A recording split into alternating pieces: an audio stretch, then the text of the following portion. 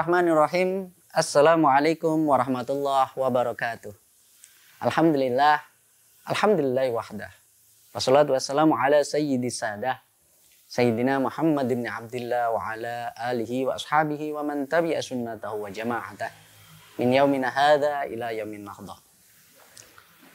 Allahumma la sahla illa ma ja'altahu sahla innaka anta taj'alul hazna idza syi'ta sahla. Rabbi shrah li sadri wa yassir li amri wahlul 'uqdatam min lisani yafqahu qawli. Amma ba'd. Para pemirsa yang dirahmati Allah, di dalam Al-Qur'an Allah telah menyariatkan daripada puasa sebagaimana ayat berikut ini. A'udzubillahi minasyaitonirrajim. Bismillahirrahmanirrahim. Ya ayyuhalladzina amanu kutiba alaikumus syiyamu kama kutiba alal ladzina min qablikum la'allakum tattaqun. Al-ayah. Berdasarkan ayat di atas, kita bisa menyimpulkan bahwa as-syiyam itu adalah puasa yang kita jalani pada sekarang ini.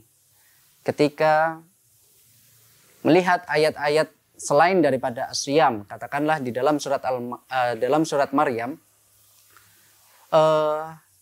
kalimat as-shaum itu disebutkan satu kali. Nah, lantas apa bedanya as-shaum dan as-syiyam di dalam ayat tersebut? Di sini ada perintah puasa sebagaimana umat-umat terdahulu. Menandakan bahwa umat-umat sebelum Nabi Muhammad pun juga dituntut untuk melakukan puasa. Akan tetapi berbeda mengenai teknisnya. Cuma ada maksud, ada hikmah daripada puasa. Agar apa? La'allakum tattaqun, supaya umat Islam itu bertakwa. Ya. Berbicara mengenai takwa, itu adalah sebuah bentuk spiritual. Sehingga Allah menyarankan ketika puasa itu terbentuk nilai-nilai spiritual di dalam diri Muslim itu sendiri. Sehingga nanti nilai-nilai spiritual itu akan berdampak kepada kesalehan sosial.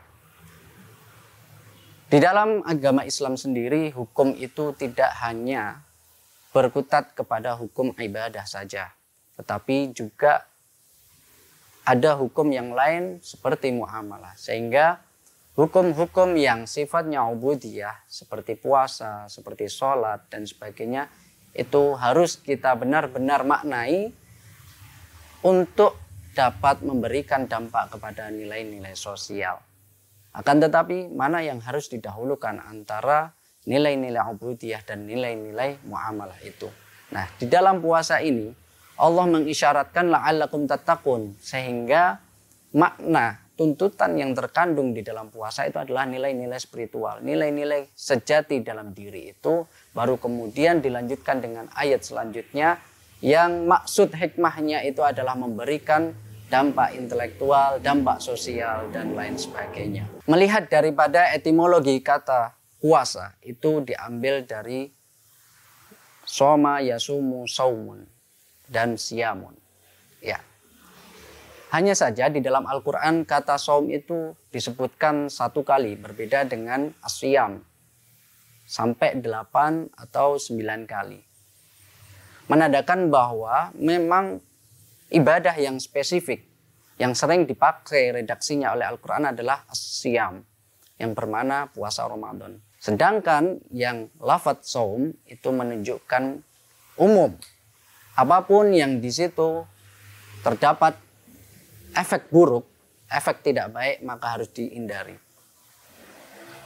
Dan ketika masuk kepada lafadz as-syiyam, maka sudah menjadi definisi tersendiri, yaitu al-imsak an muftiratis saum min aklin wa syurbin wa jima'in min waqtil imsak hatta ghurubi syamsi muqtarinan bin niyah.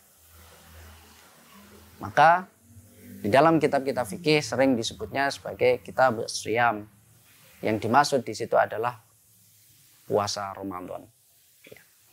Tetapi di balik sifat umum dan sifat khusus daripada kata saum dan as-syiyam, itu kita bisa ambil atau meminjam daripada perkataannya Imam Ghazali dalam kitab Ihya Ulumuddin, yang mana beliau membagi puasa menjadi 3 golongan.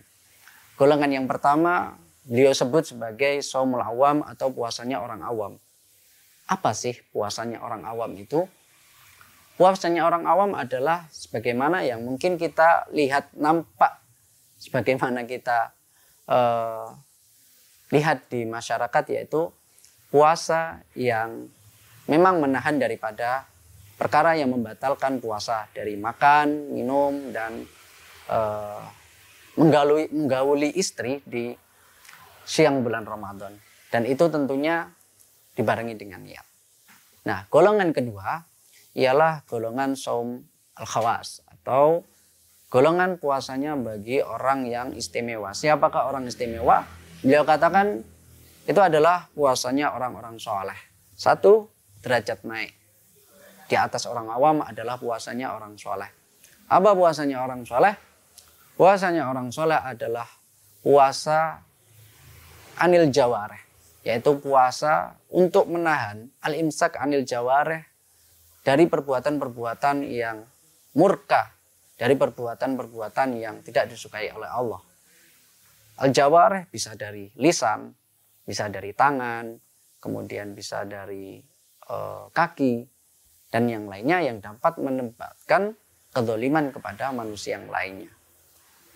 Dan yang ketiga adalah saum khawasul khawas, atau puasanya orang yang excellent, orang yang paling tinggi, yaitu puasanya orang-orang muttaqin, puasanya para anbiya, yaitu tuntutannya lebih dalam lagi dan lebih berat lagi. Selain menahan lapar, menahan haus, menahan dari perbuatan-perbuatan yang dilarang oleh Allah dan yang menyebabkan murkanya Allah, itu juga tidak boleh meninggalkan zikir kepada Allah.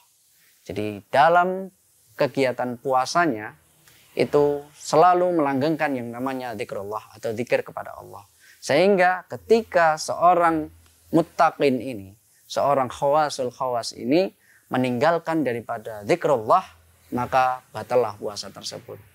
Subhanallah. Para pemirsa, jadi dari 3 golongan yang diklasifikasikan oleh Imam Ghazali, kita merasa banyak sebenarnya tugas kita melihat daripada bertambahnya umur. Sehingga tugas kita adalah bagaimana menciptakan puasa itu semakin tahun semakin berkualitas.